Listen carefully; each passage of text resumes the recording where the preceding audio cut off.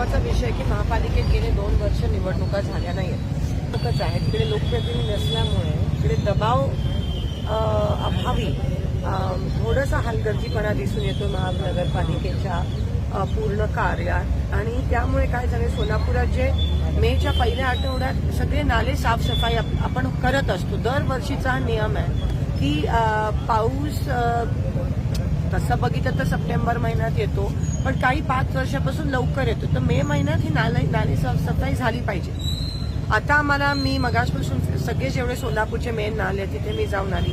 असं एकंदरीत दिसून येते की हे फक्त वरवर झालंय काम.